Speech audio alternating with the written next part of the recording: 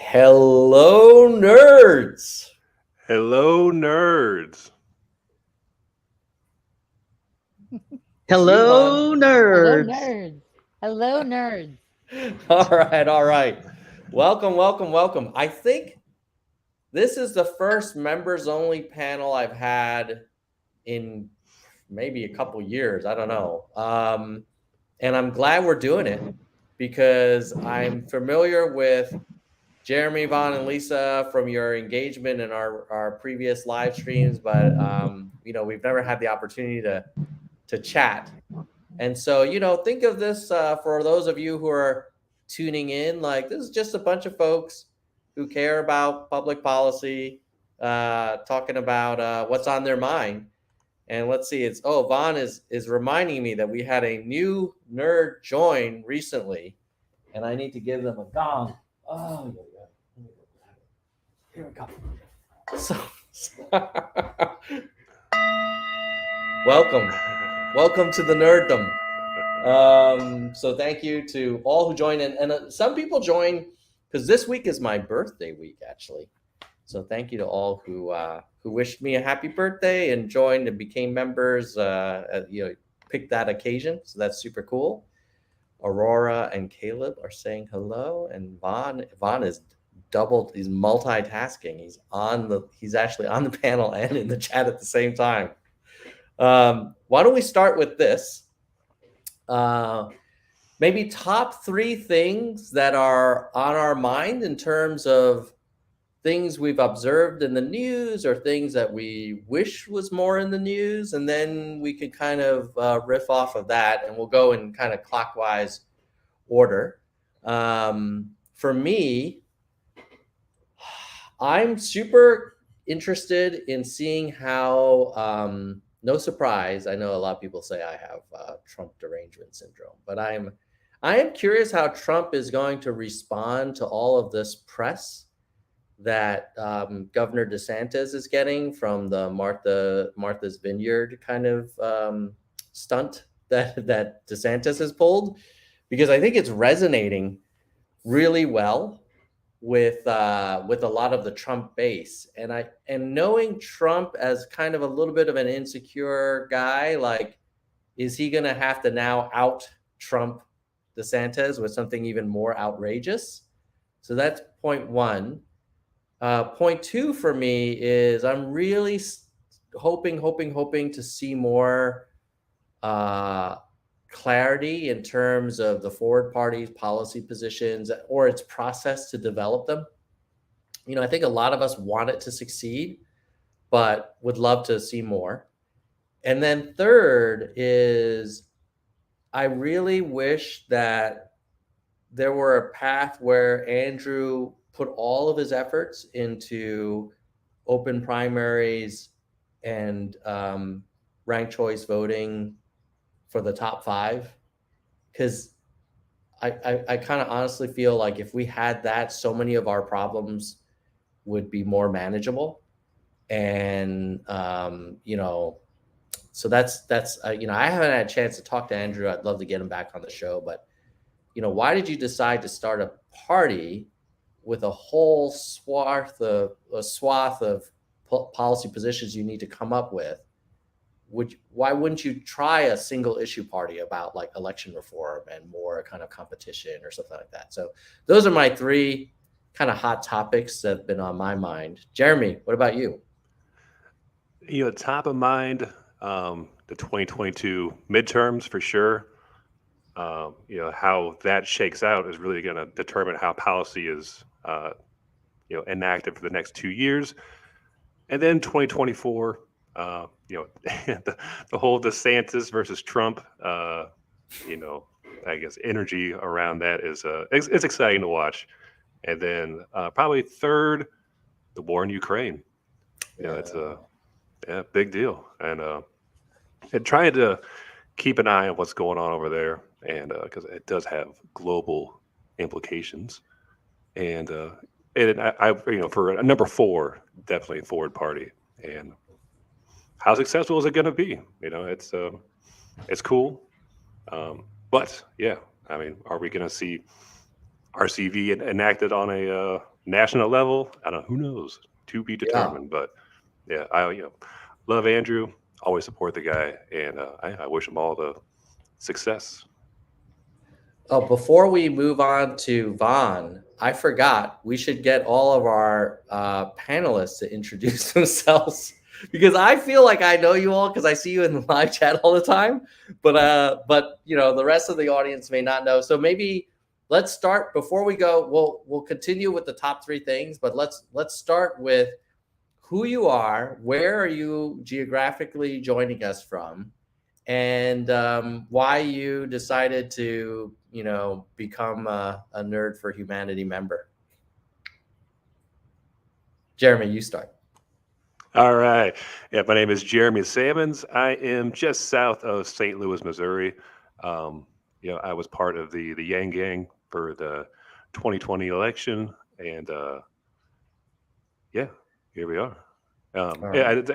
And Tom, it's I think your show is your deep dives into subjects are awesome. It's they are very nerd centric, so you really get into like the nuts and bolts and gears of really kind of sometimes even niche policies. A lot of candidates are featured on your show that like I definitely would not have heard otherwise. So I think that's it's an excellent service that you provide. Thanks, man. Appreciate you being a member, and definitely a lot of Yang Gang overlap with this channel for sure. Vaughn, are you in the Philippines? No, let me get my camera. No, I am not. So I feel like I'm a sleeper agent, like a sleeper political agent, and then just Andrew Yang just came in and kind of, hey, I'm gonna activate you. Yeah. You know what I mean? So that's how I kind of felt. Because back then I wasn't. I was a vote blue no matter who, kind of like it doesn't really matter, back then. And kind of like data, right? That's where all we're here for, I think. An appreciation with data and facts and analysis, and things like that. So that's kind of it's just I guess it's just an easy pivot, or it's like a magnet. That's how we're stuck together. And that seems like the campaign that he had, Andrew Yang's campaign. So we're just gonna back all this with data. I wasn't a UBI believer at that time. The first time I heard it, it was like, oh, really? People are just gonna be lazy, things like that. And kind of like, oh, this is a wacky idea. Oh, you want to give people money? Like what? Okay, but again, you go through the data and you analyze, and then you look at people's testimonies and you include that with your analysis, and that's really where we came in about. And when I found that it seems like environmentally or in externalities, right? Mm-hmm. I think it's more possible to make UBI in the Philippines instead of the US.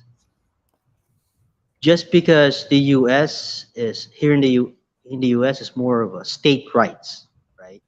Mm-hmm. We're so enamored with state rights that when you have a federal program like a UBI, the states have to run it. Welfare system is brought on the same way. So it's like, okay. So I started to look around, and I found out that the Philippines, how the Philippines are built, is more, I think, applicable for UBI. So I started working to get kind of pushing UBI in the Philippines, and what I found out is there's a whole lot of other people there that are willing to take on the challenge of making universal basic income politically fashionable, right? So that's what we're trying to make it there, and pivot to the three, right? To the three things that you're talking about, Tom. So when the Forward Party merged with Sam, and what's that other one? Oh yeah, there was a Ram, Christine Todd Whitman one. Yeah. and then- Renew America. Mhm. Yeah, Ram and Sam, right? They've had to pivot. They had to remove UBI as part of their principles, Mhm. right? So we went from 6 to 3, and they got it all together because those are the other two groups would agree to those 3. But it seems like UBI has taken a backseat. For example, September 24th is the basic march, the basic income march. Mm. September 24th is also the big kickoff in Houston. Mm. So the Forward Party has pivoted away from basic income and has now, hey, let's do this thing, right? This Forward Party thing, right? But if you kind of go a little bit deeper, where would be a place to fight for UBI? Is it on the DNC side of the house, where most of the progressives say no, no, no? Is it going to be on the Republican side of the house, where it's like, oh, you're bringing in socialism, right? So in essence, this Forward Party, I kind of support it, but is that the place where we fight for UBI, right?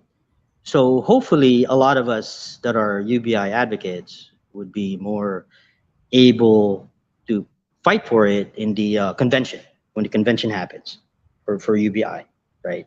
Or for the convention for the Forward Party. Hopefully, you, Tom, and everybody else here can go and fight for universal basic income. So Yeah. that's And where are you tour. joining us from, Vaughn? Oh, Columbus, Georgia. I'm actually in Fort Benning, Georgia. So yeah, Love it. we're in the commissary. We're doing some shopping. Excellent. Actually, next week I'll have the challenger, Marcus, the challenger to Marjorie Taylor Greene, on the show. So it'll be kind of cool. I mean, he's got a tough candidate to compete against, but yeah, it'll be fun. Yeah, and I agree with you on the convention. I mean, it could be the first political convention that's like a real convention where you actually argue and disagree and have to come up with a platform versus like the kind of pageantry that you see in the modern Republican and Democratic conventions. I don't know, but we'll see.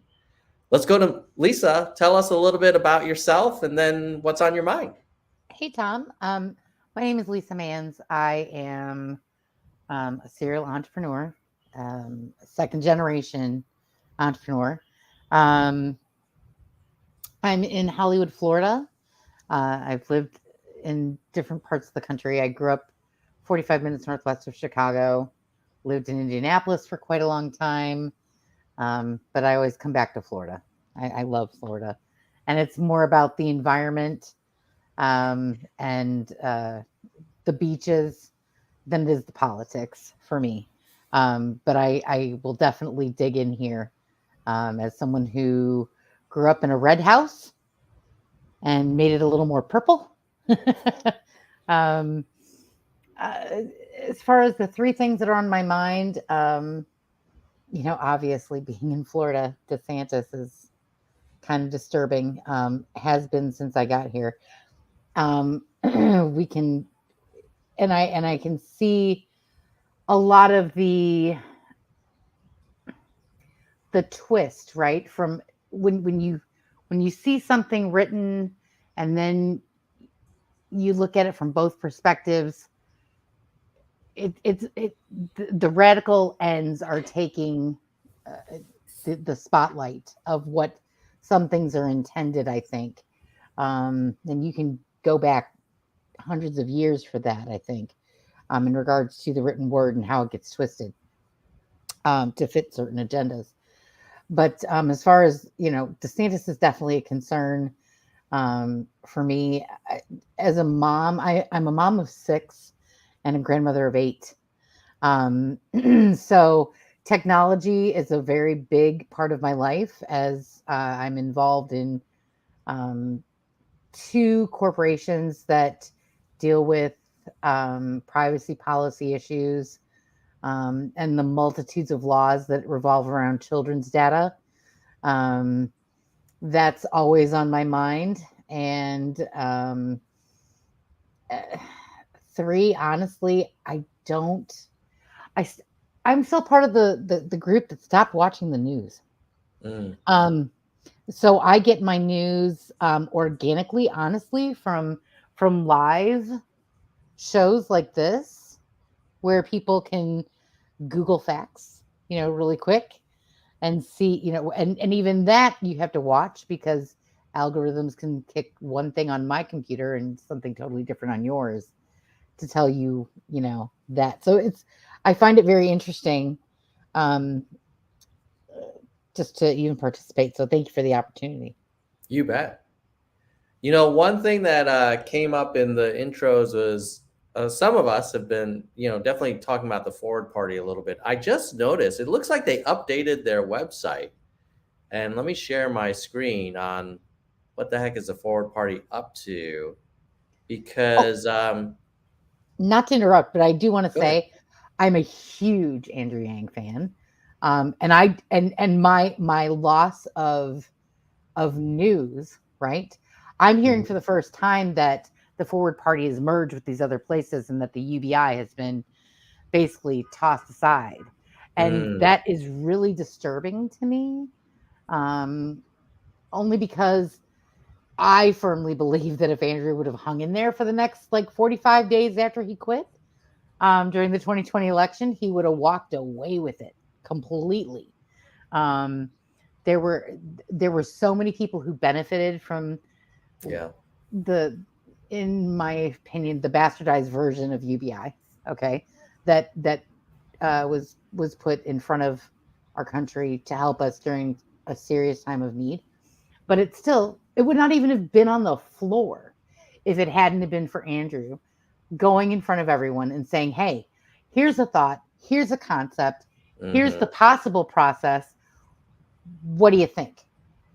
And just, I think he's amazing. So anyway, go ahead. Forward Party. Yeah. I mean, well, I also want to build on what you said. I am in the camp of he suspended his campaign too early. And I know I've actually had him on the show, and we had Zach on the show. We talked about why they suspended, and they're like, well, he's a math guy. He ran the numbers. It's like, look, if you're the math guy, you ran the numbers, you shouldn't have run for president. Like, you knew this was a long shot.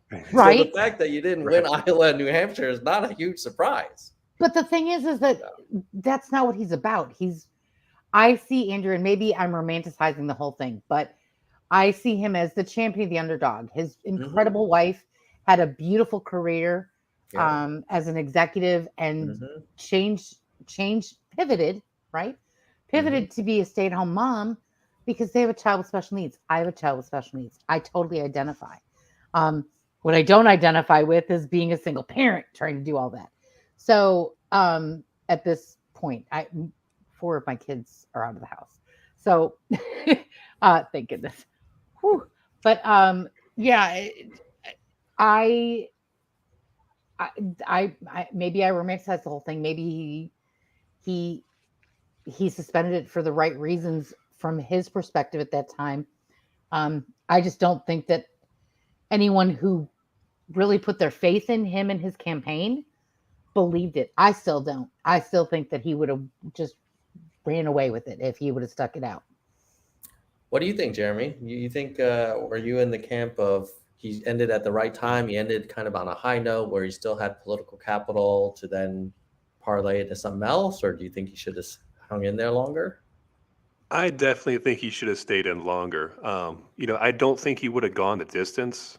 I don't think he would have won. I think with COVID, that just changed everything, right? I don't know, man. Could Jeremy, he I gotta have? say, I understand where you're coming from, but I totally 100% disagree with you because I think he was the only candidate who sat there and said, something is going to come and we're going to need to rely on a basic source of income for the country. And lo and behold, like a prophet, there it was. Right. He was also the only guy that was talking about the Spanish flu during the campaign too. Yeah, that's right. Could he have pivoted that to tie UBI to the pandemic? Perhaps. Unfortunately, we'll never know. But I think it would have been very, very cool. To see him really go toe to toe, with Biden, there at the end. Yeah.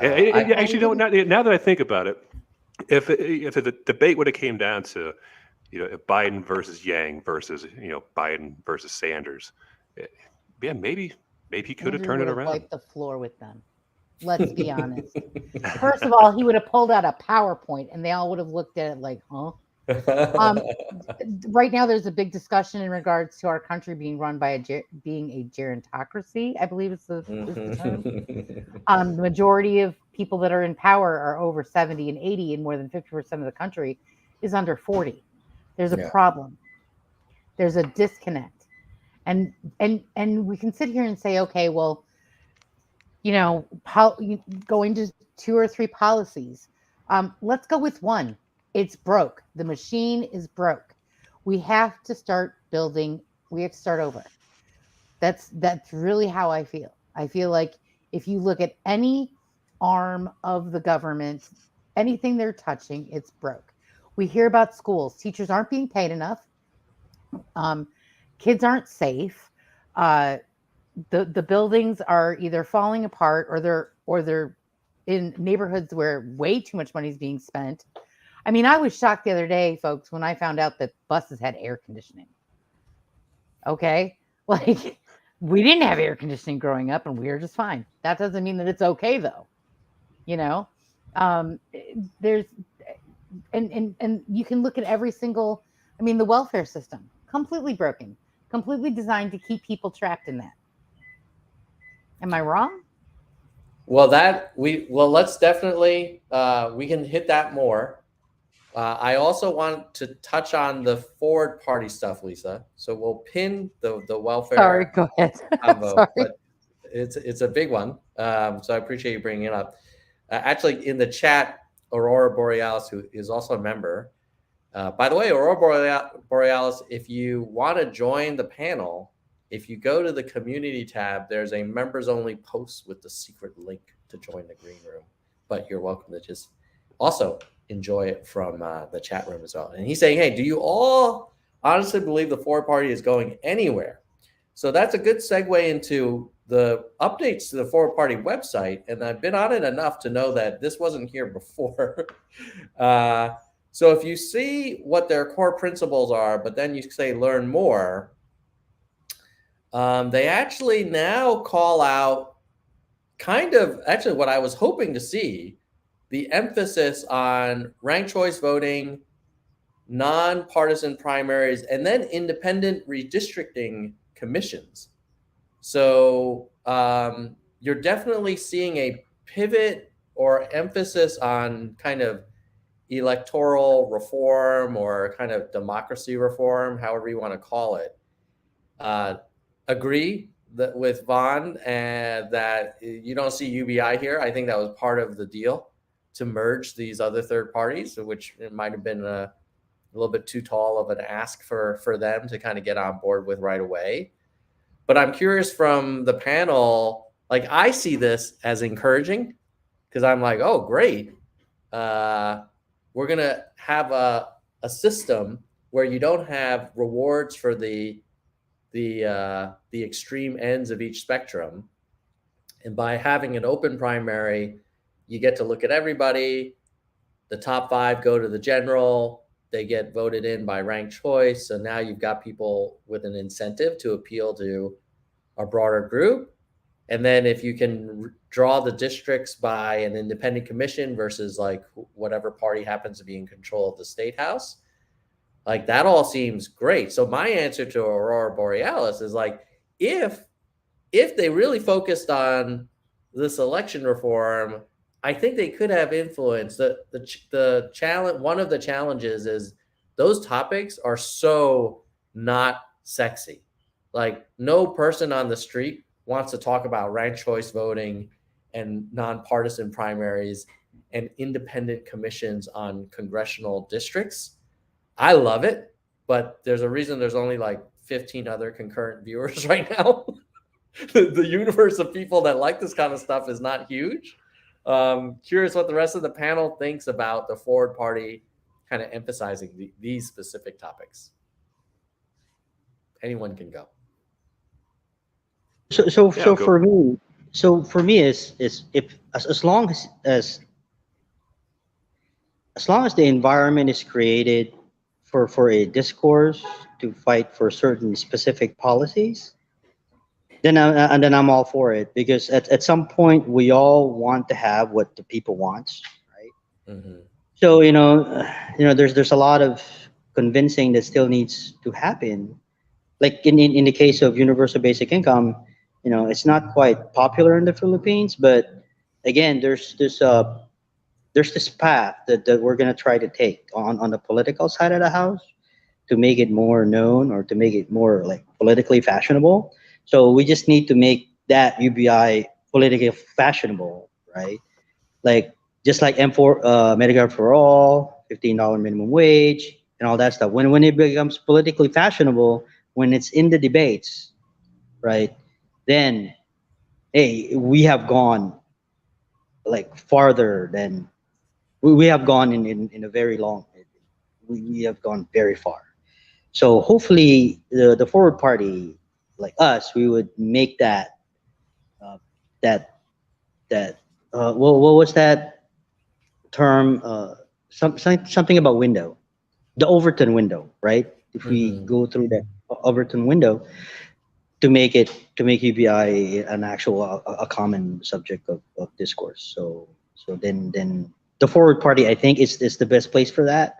So just like you, Tom, yeah, I'm pretty hopeful of the forward party, especially if Andrew Yang's there, because there's a lot of videos out there that he says, hey, UBI is the thing, and he's in the forward party, so his presence alone is saying that, hey, UBI is something that we need to talk about. Yeah, it's a good point. Like, even if UBI isn't an official policy plank, having Yang in the forward party and as one of the co-founders or leaders, like, it's sort of like having Bernie Sanders in an organization, like whether they want Medicare for all or not, like, that that's going to be on the table. Jeremy, what are your thoughts on what appears to be the forward party kind of leaning into the voting mechanics first? Yeah, it needs to happen.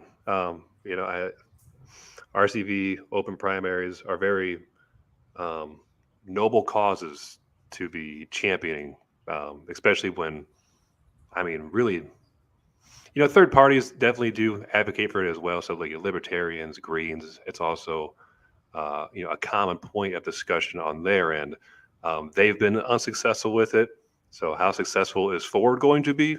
I mean, with the current political climate, perhaps very successful. We'll see. And for open primaries in RCV, it was a ballot initiative here in Missouri, and it failed to get the signatures required. And hopefully, that is not a premonition of what's to come. It's a but like you said, Tom, it's very. I mean, unsexy for sure. It is, but and so it comes down to like, who are the people you need to convince that it is sexy? But you have to convince voters. Like, I don't think you can like mobilize traditional non-voters to go out and you know vote for RCV, right? Um, I think all right, if it was tied to something else on the ballot, right? So let's say you had like recreational weed on the ballot, that does mobilize non-voters to go out and vote. So if you get on the ballot alongside that, you Mm. would definitely have a good chance. But as a standalone on its own, so those are the people you really have to focus on, right? You have to convince the people who vote that it matters. It's just so hard to put it on a bumper sticker. Like, as an example, I was in a car with a member of my family who's very MAGA. And I was like, well, look, can we agree that we should have open primaries and ranked choice voting? Let's not debate these other topics that are kind of polarizing.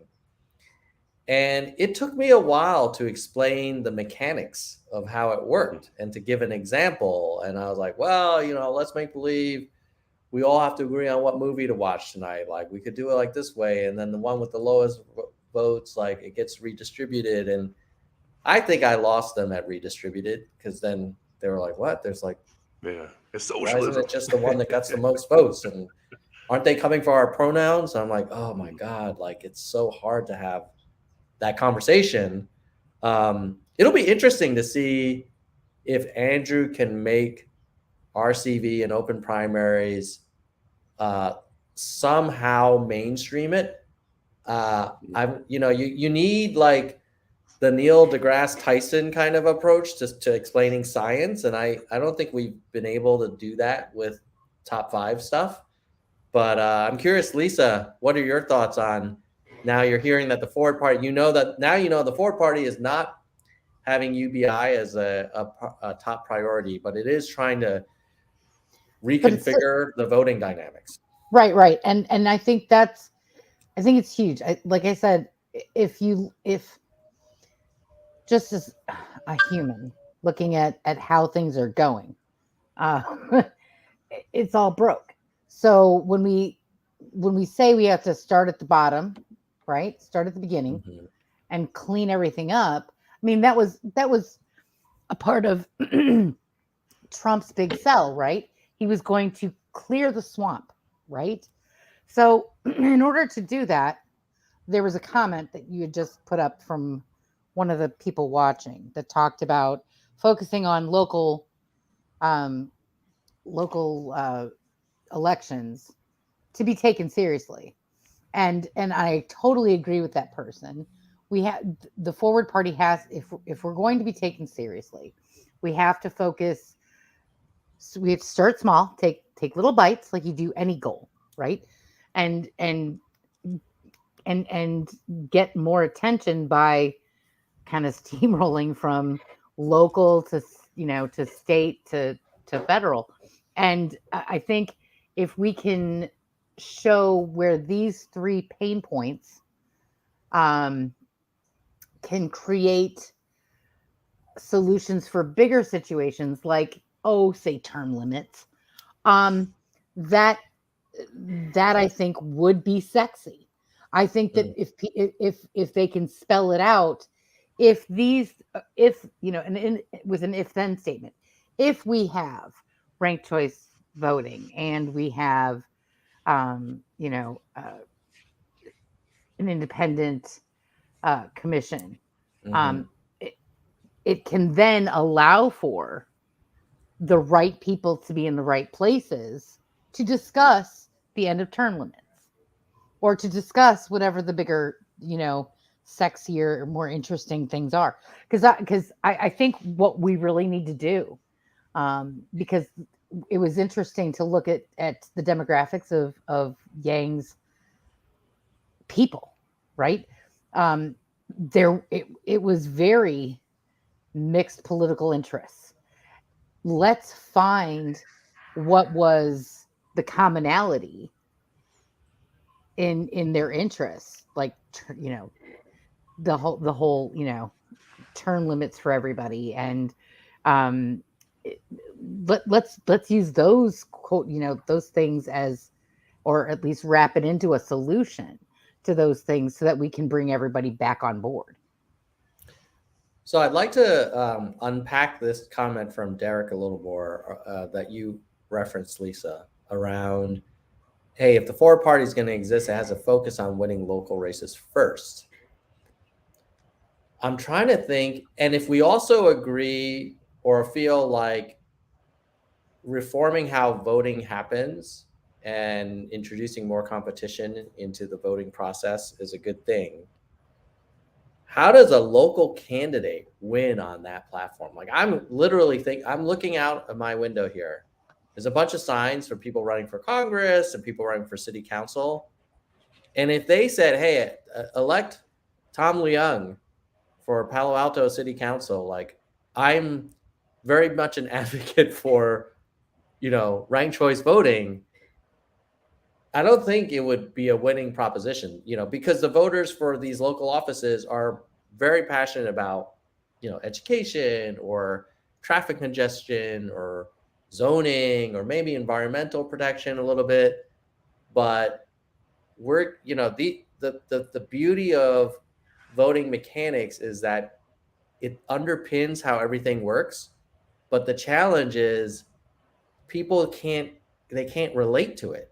because they have to first agree that, oh yeah, you're it's like infrastructure. Like it's just hard for people to grok. And at least with infrastructure, you can say, well, like roads and bridges and tunnels and airports, and people get it. It's harder.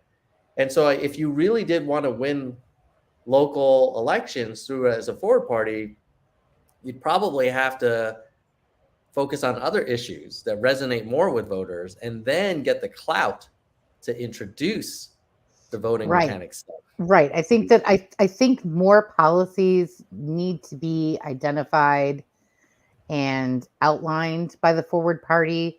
It's nice that these are the big three, right? Because that's basically introducing the concept of we need to start over. We need to fix this. because then it'll all fall like dominoes. But you got to get the people in place. It's like a chicken and egg conversation, right? You've got to get the people in place before you can change that mechanic, right? I mean, or am I wrong? I mean, if we had policy to vote on in those elections, then like they do. You need the representatives to get in there to change the mechanics. You can't vote for the mechanics. That's not going to be on the ballot. Right. So as much as I like to see these things for the forward party, I think we need to come up with a couple of things that could be run on that local state level as well. Now, Jeremy, you mentioned that in Missouri, it was on the ballot. It sounds like there was a referendum about ranked choice voting or open primaries, and it didn't pass. What did you observe? Yeah, so it failed to get enough signatures to make the ballot. Oh wow. Yeah. So I mean, why do you think it didn't even get enough signatures to even be put on the ballot? Like those are the easy signatures. Like you just kind of get in the grocery store and say, "Hey, sign this." It doesn't commit you to it. It just puts it on the ballot. Right. Yeah. Maybe it came down to no, definitely not. Missouri is a lot like Florida when it comes to COVID. Like the pandemic hasn't been a thing here for quite some time. But I think maybe it came down to volunteers. Maybe there wasn't enough people out there getting signatures. It's hard to say. I wasn't really intimately in contact with the people that were behind that movement, so I really don't know. But it's definitely unfortunate when I heard the news. It seemed like it maybe was going to, and then it fell short, and it did not make it. But it's also at the same time, like a lot of people just generally, especially here in Missouri, they don't really care. Because one thing, RCV is a threat to the establishment. So to get the establishment on board, to get these career politicians to get on board with RCV, it's not going to happen. And it's no, agreed. Like Josh Hawley here in Missouri is not going to come out and support RCV, right? Mike Parson, our governor, is not going to be about or RCV. Matt Gaetz in Florida would not want RCV open primaries. No, DeSantis would not want RCV. Yeah, the people in power are the people that have won with the current rules of the game. And if you say, "Oh, well, we're going to change it up," it's like, "Well, why? I'm going to have a less likelihood of winning personally, and I don't want to do this." Right, I'm at risk. So no, absolutely not. Now, one good thing about timing is, at least as an entrepreneur, a lot of it is timing. One of the good things about RCV now versus maybe when this Missouri referendum came up is that we have an example. It will appeal at least to the Democrats, which is enough to get something on the ballot, is you could say, hey, remember Sarah Palin? She lost because RCV forced her to try and get support from a broader group, and she couldn't. And the person who won was someone that appealed to, more than half of the state. And if you want less kind of extreme candidates frankly on either side, then sign this, because this is a way to get more kind of reasonable candidates in office versus these kind of content influencer candidates who are just all good at riling up 15% of the people. Agreed. I think that unfortunately, it all comes down to marketing, right? It's all how you package it and present it. Vaughn, Yeah. what do you think, man? Oh, go ahead. We'll get to you after Vaughn, Jeremy. Yeah, so RC, I'm more of a Star advocate than RCV, because Star is it seems to be easier to execute than RCV. But again, any change is good. Just like term limits, we're gonna have to have these guys agree that term limits is good. But again, if you're in charge, why would I want term limits? It's like, oh, this is some crazy idea, But whatever the forward party is focusing on, I'm in full support and all that stuff. So in that extent, it seems like that's the only thing that Andrew Yang can agree on with all these other groups that's kind of merged with him. So he has a brand new audience. So hopefully, my hope is he comes back in, Nerds for Humanity, right? And have to kind of say to the guys, hey, kind of like, for the ones that he's activated, right, from his presidency, hey, I'm gonna get back to you guys, right? I just gotta take care of this thing right here. That's really all I need to hear from him, and if I can get that from him, I mean, I'm all good to go. But again, part of Andrew Yang's kind of movement, he shifted to this RCV thing, right? Mm-hmm. I mean, what can we do, right, in our little thing to kind of just move society along, move humanity along? You know what I mean? I might not be 100% agree with this RCV, yet I support him. But there's other things that I could be doing, right? Because again, he has exposed into this extremes that it's all economics. It's all personal economics. I mean, the proliferation of MAGA was from economics, right? So how are we addressing that? Economics, so we can have a move humanity forward, right? And move it. And Tom, you're doing it. I mean, you're doing it. You're not quite, you're not just following Endang's tailcoat, like wherever he goes, right? You have pivoted, your kind of your ideas to help us along, and I really appreciate you for that. So. Yeah, man. And I appreciate everybody here for supporting the channel. I would love to get Andrew back on. I think it's interesting. It's a hard challenge for Andrew in that I think he wants to evolve beyond his presidential kind of Yang Gang base, right? Because he has to appeal to a broader group, and he wants to do other things. But he also probably wants to tap into the enthusiasm and the kind of Yang Gang kind of OGs as well.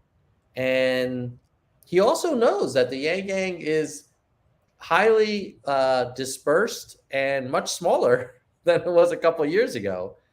So I kind of give him a little bit of latitude in that, like, hey, he's not begging to come back into the nerd zone anytime soon. I'm sure we'll get him back eventually. But you raise a good point around, if you want to build a new party, you're going to need folks to canvass, to phone bank, and there's a lot of folks that did that for the 2020 campaign. But one thing I did notice is that even when he ran for mayor, a lot of the Yang Gang kind of said, "Oh, I'll observe with interest, but I'm not automatically going to roll up my sleeves," because it was a local election, it was a New York thing. Jeremy, what are your thoughts? On the Sarah Palin RCV thing, I think that argument works on the left until it doesn't, right? So eventually a candidate on the left is going to get burnt by RCV, right? It's somebody like AOC, or let's say, like an AOC, Nina Turner, or Ro Khanna. the whole squad would probably not do well in RCV. Right. So after that, how do you advocate to the if you advocate to the moderate left that, hey, this is why you lost and this is how you have to run a campaign, then I don't know, perhaps you could shape their campaigns that way. But yeah, RCV is going to be a hard sell in the next. It's like you pass it now and get on the books now, or it's enacted and then people regret it. I don't, it's going to Yeah. be Can't tricky. please everybody all the time. So either I don't foresee the gerontocracy voting for this. I don't see them being okay with this. I don't see them being okay with term limits. I don't see them being okay with RCV. And I certainly don't see them being okay with getting the benefits that every quote unquote average American gets, because when we get fired from a job, we don't get to keep our salary and our benefits. So I don't think it's going to happen in the next 5 to maybe 10 years, but I think we could definitely see it on the books after the next decade.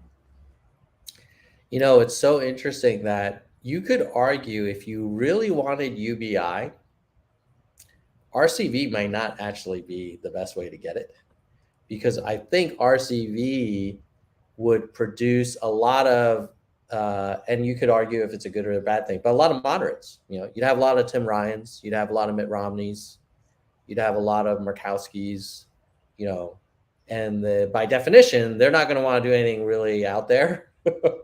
And whereas UBI support, you could probably imagine a path where you get some highly energized 15 to 20% to go for it, but it would be harder to get a RCV optimized candidate to support it, because by definition they generally are going to want to appeal to as broad of a group as possible. So it's an interesting quandary, because a lot of us are for open primaries in RCV because we don't like the polarization, but many of us are also for UBI, which currently is not a mainstream thing. Mm-hmm. Yeah, and I think it would require a presidential run, a president who supports UBI, who could force the Congress to create legislation to pass. So then, in that world, the makeup of Congress doesn't really matter all that much in terms of having UBI as part of their platform. You just beat Congress over the head saying, hey, give me a UBI bill until they produce something. Yeah. Yep. Maybe Andrew's got another presidential run in him at some point. I know we said we'd keep this chat to around 40 minutes. We're a little over time, but I did want to wrap with a couple things. If in the chat you want us to answer any questions, go ahead and put it. We'll try and hit them. But I'm curious about 2024 thoughts, the big presidential race. I'll start with my take, and then I'd love to get around the room kind of view. So my assumption is that Trump will be the nominee because the Republican Party primaries does not use ranked choice voting. I bet if they did, you might see someone different get it. I wouldn't be surprised if DeSantis would do better than Trump in an RCV primary. But so I expect it to be Trump, sadly, versus Biden, which I know doesn't help the gerontocracy concerns that Lisa has. But I think we might see that replay. And it'll be interesting to see if the Forward Party either puts up their own candidate, and if that man is Andrew Yang, or person is Andrew Yang, or someone else. But I'm kind of sad just saying that it's likely it'll be Biden versus Trump again. It's just so uninspiring both. I mean, I will say I'm kind of pleasantly surprised that Biden has got a lot done in his first 2 years, but 8 years of Biden, I don't know. Jeremy, what are your thoughts on 2024? Yeah, pretty much the same as yours, man. I think it's going to come down to Biden versus Trump again. It's going to be nasty. I think it'll be very interesting to see how DeSantis, well, if he runs, how that competition plays out, right? Because there is definitely, I would say, like I'm going to use the word psyop here, but don't think of it in some weird tinfoil hat thing. But there is a psychological operation by the media, absolutely, to promote DeSantis as a national figure. I mentioned earlier before that Missouri had a very similar COVID policy to Florida, but you never heard anybody talk about Mike Parson, right? Like there is an effort to elevate this man to to be a presidential contender. But I mean, if you've ever listened to DeSantis talk, like he is not a very engaging public speaker. If it comes down to a debate, DeSantis versus Trump is just going to steamroll him. I mean, it's just going to be nasty. So there's just no way that DeSantis wins a primary unless something like devastating happens to Trump. The current document scandal is not going to be enough unless, Pandora's box would have to open up to be the most crazy of crazy things, which this unlikely is to be. But that being the case, Trump versus Biden, I think if the Libertarians get their act together, if they put somebody like Justin Amash at the top of the ticket, I think then you could have something interesting happen. I don't think that the Green Party has that luxury. Like, I don't think you could resurrect Jill Stein or find somebody that would be as accessible to go toe to toe with Justin Amash. So that is what I am really hoping for 2024 is Justin Amash, Libertarian ticket, that or The Rock on the independent line. But we'll see. Wow. If it is Trump v. Biden and you have a third party put up a decent candidate on the Libertarian side or the Ford Party side, I mean, you definitely could have, because we have first past the post voting still, there could definitely be a spoiler risk. If let's say the Green Party or the Ford Party pulled a lot of moderate Democrats off of Biden, you could have some weird unintended outcomes there. Lisa, what are your thoughts? Well, the first thing that came to mind was in regards to 2024, Biden said he was a one-term president. He said he was a one-term president. So that is going to come into play. Did he actually say it, or did he just not contradict he said it when people? Oh, he said it himself. I'm pretty certain he said it himself. But I also remember Ed McMahon dropping off checks. So that opens, the door for Kamala. I think, which I'll be honest, I would be completely sitting in front of my TV with popcorn in hand to watch Kamala and Trump debate. There's no question about it, because I think she'd tear the floor up with that man. I do. I think it would be at least entertaining. Honestly, I'm looking forward to the debates more than anything else. I really wish midterm elections were more televised. I wish they got more play. Because they do play into the 2024 elections. We can kind of put a finger on the pulse of where Americans stand as we approach by seeing how they vote in those midterm elections and what the next president and vice president will have to work with. So that's kind of where I'm at. I don't believe Biden's going to run. The Republican ticket, with it either being headed by Trump or DeSantis, is just going to be a circus, unfortunately. So that's just kind of where I sit with it. I'm just looking forward to the debate, and like a cage match. It'll be fun. So Vaughn extends his apologies. I'm guessing his internet died. Or his battery died. But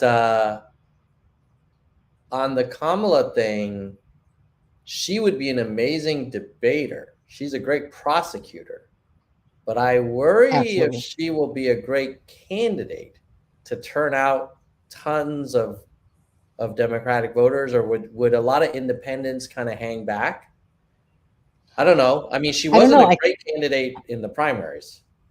No, but I do think that if we look at it in the big picture of things, it would be, again, here we are trying to vote in the first woman as president. Mhm, And we're talking about the first African American woman as president. mhm. We're Okay. talking, that's going to cross party lines. That's going to cross, gender lines. I think that she has a better chance than most people think. She had a better chance of becoming vice president other than other people assumed at the time either. And she held Biden's feet to the fire during the debates, which I totally respected. Personally, I'm concerned because I really haven't seen or heard much of her. Hmm. Which if in fact he is only a one-term president, we need to see more of her. We need to see more of her in action. What is she doing? What is she? And let's be honest, there is some celebrity to it. What is she wearing? Who is she talking to? There, unfortunately, are a lot of people who pay more attention to that than they do the actual politics of it. So you have to play it. And so, as far as other candidates are concerned, first of all, if Andrew runs, that's who I'm voting for. If it's a Biden Trump ticket, I'm writing my own name in there because I'd rather see myself as president. And really, my dad always said, give the job to the guy who wants it the least, because he has absolutely no MO for being there except trying to do what's right by the country. So, Jeremy, what are your thoughts on the Kamala thing? And Lisa's definitely making the case that Kamala would be a historic figure and needs to get out more and could give Trump a run for his money. What do you think? Kamala doesn't have a snowball's chance. I mean, she is a bottom tier candidate. I mean, she didn't even make it to Iowa, for Christ's sakes. I mean, if I remember correctly, Yang was beating her in California in the polls for 2020. So I mean, she is an abysmal candidate, just a black hole of just the only thing that comes from Kamala Harris is just bad things. You know, the reason why you don't see her making media appearances all that often is because she's terrible at public speaking. Um, and I would also, I would not agree that she is a good debater or a good prosecutor either. I mean, terrible track record in California as the DA, and then on the debate stage, I thought was just horrendous as well. When it came, I was that girl was just one of the cringiest things that I mean people remember from the 2020 debates. So All right. that's Well, all I can say about her. definitely a diversity of views on Kamala. I'm probably slightly in the middle, maybe a little bit towards Jeremy. I'm a little bit more skeptical of her, but let's here's a question in the chat. What if the Forward Party ran someone like Al Franken? That would be terrifying to me because I think Al's such a compelling candidate that I think he would pull a lot of Democratic voters away from the Democratic nominee. And then we'd end up with the Orange House again. but doesn't he Yeah. also have a huge controversy that he was just wrapped up in? Yeah. I mean, he definitely left the Senate in a bit of a disgrace because of accusations of improper kind of behavior around women. Yeah. And that definitely, But I guess it didn't stop Trump, so we can go with that.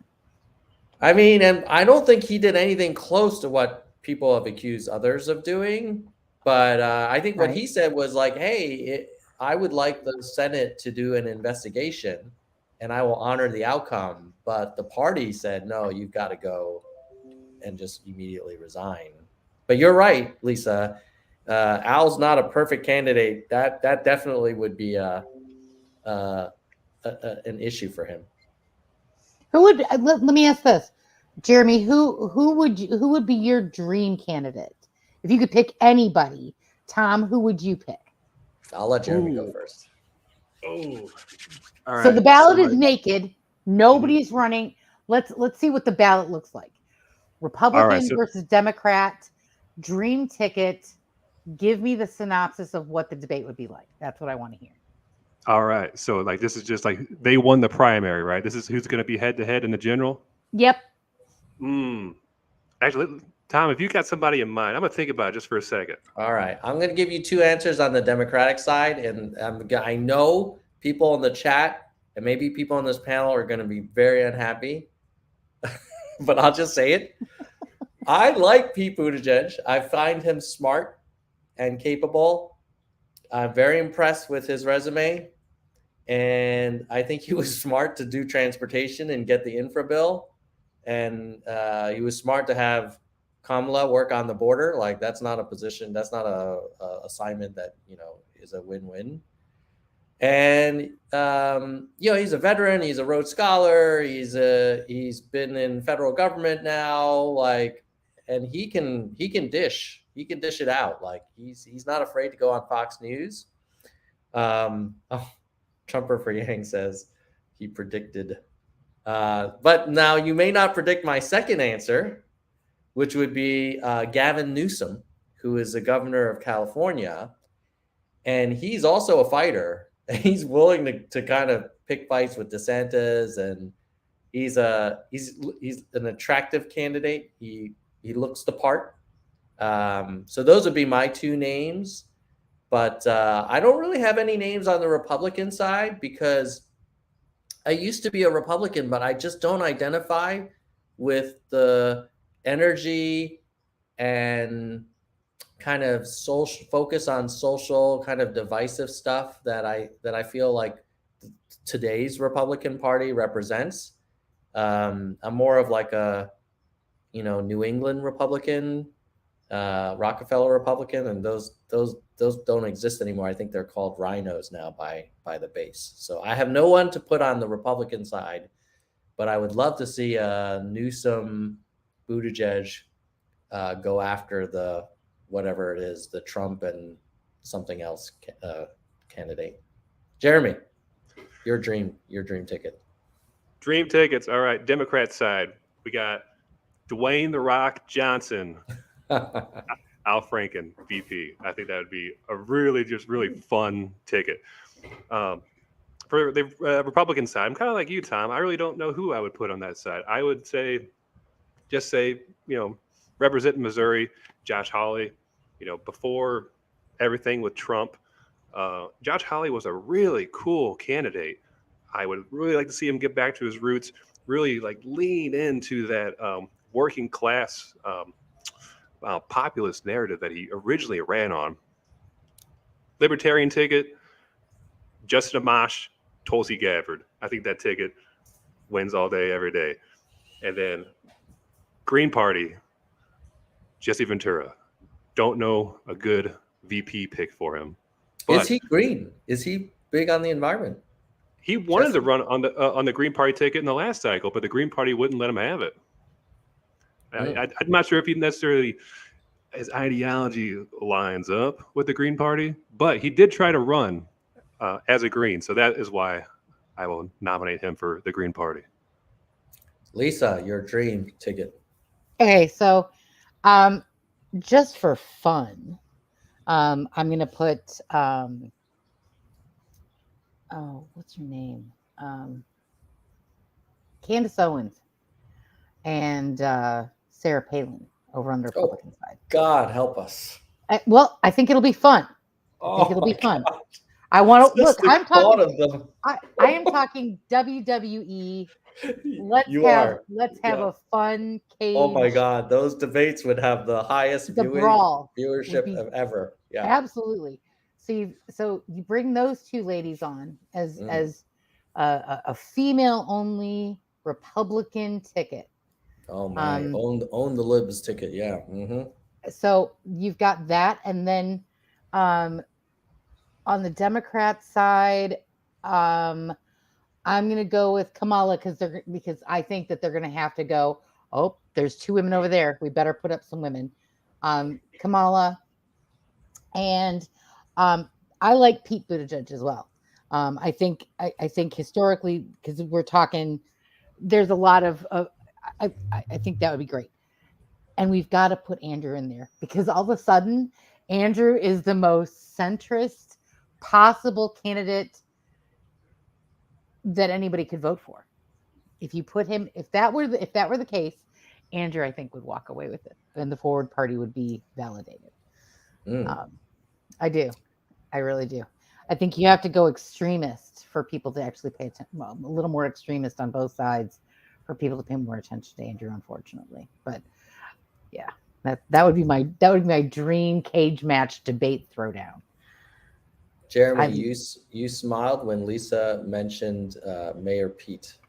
Yeah. Please expand. Man, I think he ran an awful 2020 campaign. I mean, just like the most milk toast policy positions. I think he's been a disaster as the transportation secretary. I mean, I know the establishment left loves the guy. He's he's and I don't fault anybody for loving the guy. I mean, like he gives you that those Obama vibes that really I don't think anybody else in the Democratic Party can, right, or does, right? So I on a visceral level, I understand why people like the guy, but I mean, the dude ain't my cup of tea, right? When it came to presidential politics, I've been a third party guy for like quite a while, right? I've actually never voted for a Republican or a Democrat for president ever.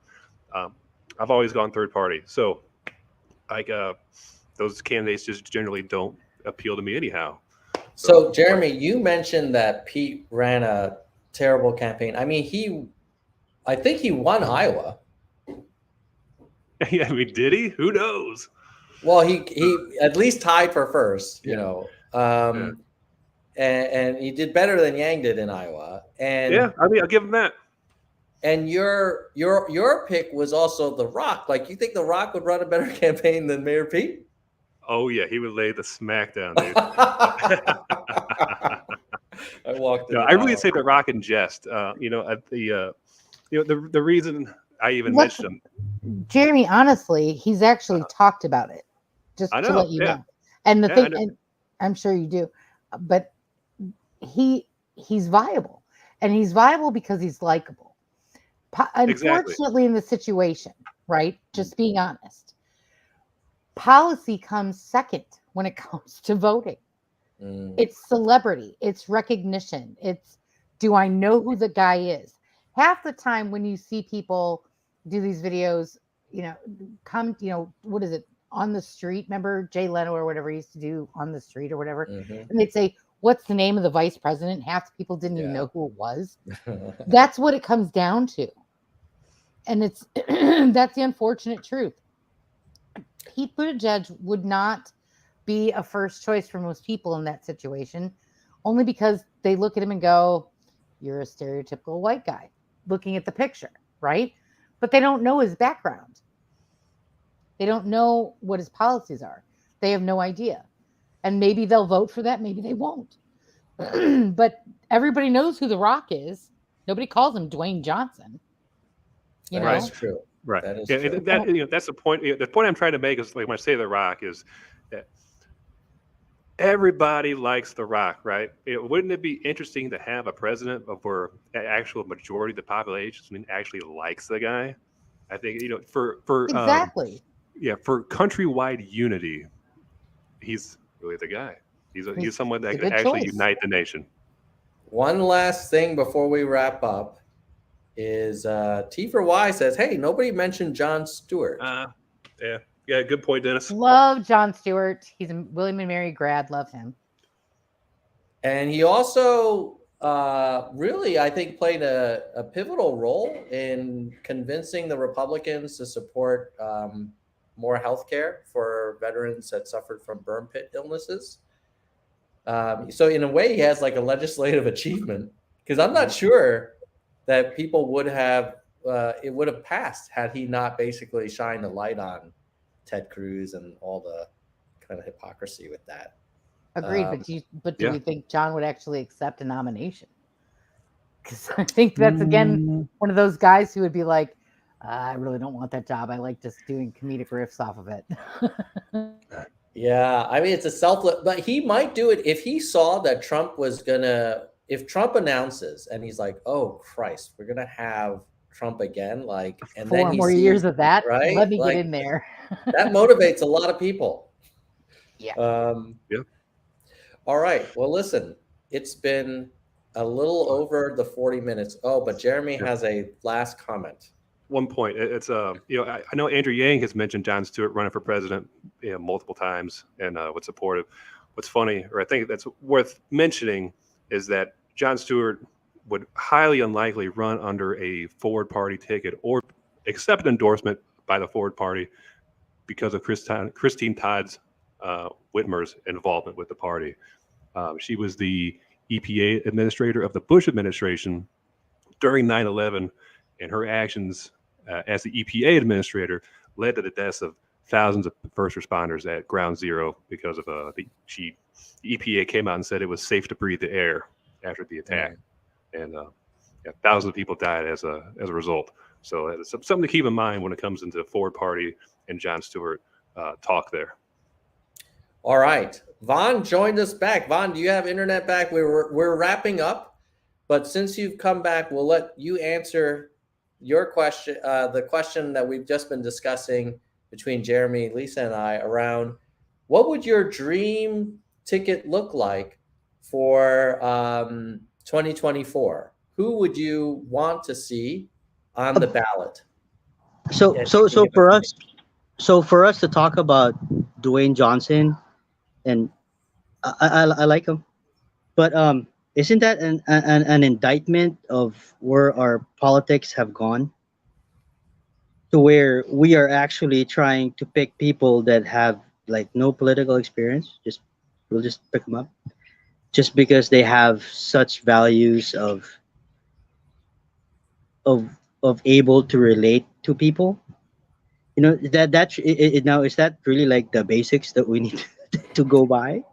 So it's I mean, oh, I okay, mean, it's partly how Trump became president, right? Like he had the Apprentice show. absolutely, and that's so we're if we're gonna further, go down that path, then that's fine. So who's the Dallas Mavericks owner?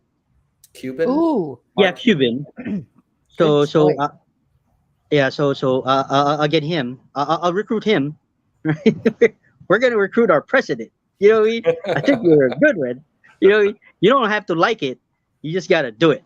Right? Right. So I'll pick him, and then I don't know about who I need to pick next, but I'll Cuban. You're going to go with Cuban. Yeah, Cuban would be cool. I mean, this conversation makes me think that we could have a really exciting Democratic primary if enough people say, hey, even if Biden says, I want to run for reelection, I'm not sure if the Democratic Party primary voters are going to give him an instant ride. You would need, but it would require someone to challenge him. And like it would be hard to see Kamala or Pete doing that because they could just wait 4 years and get a better shot at it. Right. But you could see a Cuban or you could see a Stewart or someone like that, someone a bit, outside. What I like of about the Mark Cuban conversation is that he personally didn't like, and he's in a financial position, right? And again, let's talk about celebrity status with Shark Tank and the Mavericks and all of those things. People know who Mark Cuban is now, right? Mhm. So, but he took a personal interest in lowering the cost of pharmaceuticals to the point where he started a business that their markup is only 15%, period. So people are getting drugs for ridiculously low prices before now. And that plays into healthcare and all those things. So that makes him a very viable candidate. He's someone who was a businessman who said, you know what, I can make a difference, and did, and the follow through is huge. That's definitely a lot bigger than other people who would possibly be running on that on those ballots. in 2024. So Vaughn, good choice. Mark Cuban is a very viable candidate to me. All right. Well, let me just wrap with this. Let me show you what the official betting odds are for, at least according to Predicted. Looks like most likely would be Joe Biden. And then you've got Newsom and Harris, Buttigieg. I don't know why anybody thinks maybe Hillary, Bernie, Elizabeth Warren, AOC, Sherrod Brown, Stacey Abrams, Klobuchar. I think Hillary's just enjoying being a grandparent. I don't think she's. Yeah, I mean, yeah, I would. But yeah, we'll have to continue to watch.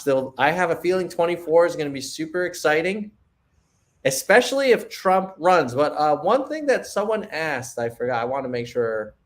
Jonathan said, "Hey, if it was DeSantis versus Biden, I think DeSantis would win.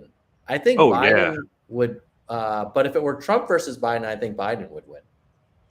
But I think DeSantis would be tougher to beat. So I'm hoping the Republicans stick with the orange man, but maybe I'll live to regret that. With that, we're going to say goodbye, nerds. So let's go in clockwise order. Goodbye, nerds. Goodbye, nerds. Goodbye, nerds. Thank you. All right. We'll see you all later. All right. So now, as you all know, is the time to thank the people who make this channel possible, including some of the people on the panel just now, which is a kind of a fun thing. But let me pull up the other Nerds for Humanity members. And I forgot to mention, if you're watching this now, you may notice, I hope, you may notice that the video quality is a little sharper. So much so that you can tell that I should have shaved, but it's Sunday. And, I didn't want to shave today. But now with this new camera, I need to be a little more mindful of these things. So thank you for all the channel members who made it possible for me to upgrade my little webcam. Now, what I have noticed, though, is that it sometimes slows down my computer. So for when I'm screen sharing, I'm going to slow down the frames per second. And it might be a little blurrier, but it'll allow me to have less delay. So who are the people that make this channel possible? If you're watching on YouTube and you click that the join link, you can become a member, and it basically helps us make better content. It doesn't make me any money. The costs to operate the channel are always higher than the revenue. But if we ever get, a little surplus, I always put it back into the content. In fact, before this show, I had a call with a composer about commissioning a little intro music for the show, kind of like Meet the Press or NBC Nightly News, kind of like an orchestral thing that I can do a voiceover like, today we've got Andrew Yang back in the show. We're going to talk about the Forward Party. Is it going to make a difference in 2024 or not? That kind of thing. So who are these members? Well, let's start with our biggest member, which is Soldier One, Senior Vice Presidente. Thank you, Soldier One, for all your support. Next up, and by the way, if you are a member and you join, I'll probably be doing more of these members-only discussion panels, so you can be, in the stream itself. So Kristen Slevin and Bike are vice presidents, big-time members, and then sort of our next level down, but super awesome, are hardcore nerds. In order of time, we have Gene, David, DK, Jackalego, Kirsch, Mr. History, Mona, Vaughn, Yang, Robert, Dean, Statner, Galessa, Jay Perrin, AH, Dana, Jason, Parth, Daniel, and Mickey. And I also want to thank StreamYard for helping provide our streaming services. So they gave us a big discount on the live streaming costs. Actually, I think they've covered it, so it's complimentary. So now I just have to pay for podcast hosting, image editing software, some video editing software, and then anything else will go to surplus, which we can then do for music or upgrading some of the hardware, or eventually growing the channel and doing some advertising so we get more subscribers and viewers to again land us some bigger guests. Verified nerds: Lisa, Albert, Brandon, Arez, Sophia, Doris, Emerald, Ben, Rasta, James, Emma, Elizabeth, Ira, Shoni, Dr. Jameson, William, Karen, Ardent, Zemery, Mai, Brittany, Warren, Wana, Lucky, Kevin, Nell, Mercy Ann, Toby, Jeremy, David, Nicholas, Mike, Aurora, Lisa, who was just in the panel, and channel has been deleted. Hopefully your membership has not been deleted. So who are our youngest nerds overall? Let's see. Our youngest nerds, less than a week old, are N. Carter, someone whose channel was deleted, Aurora Borealis, and Lisa Mans. And our oldest nerds, are Lisa, Jean, Kristen, Albert, Brandon, Arez, David. Those are all 32-month-old nerds. Almost 3 years of support for the Nerds for Humanity content. So I really appreciate that. Earl says, long-lived channel has been deleted. Yes, thank you. Jeremy and Vaughn and Lisa. It's been great. We will do more of them in the future. And then if you want to check out some cool candidates and Trumper for Yang or T for Y podcast, since you're here, you may want to check out this dude who was on the Nerd Show, and he's a trending candidate on OTP, which is powered by approval voting. And I know, Vaughn, you're more of a star voting guy.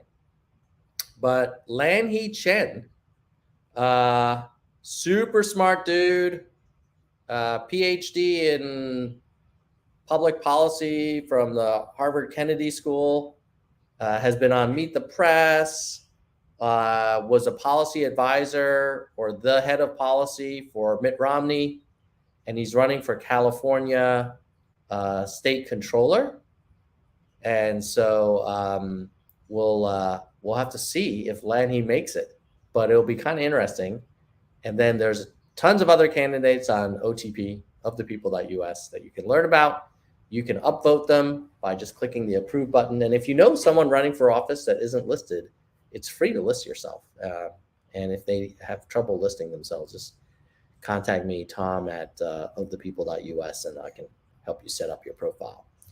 All right, with that, it's almost time for football. And the Seahawks are playing the Niners. And as you guys, many of you know, the Seahawks had a surprise win last week, Monday Night Football.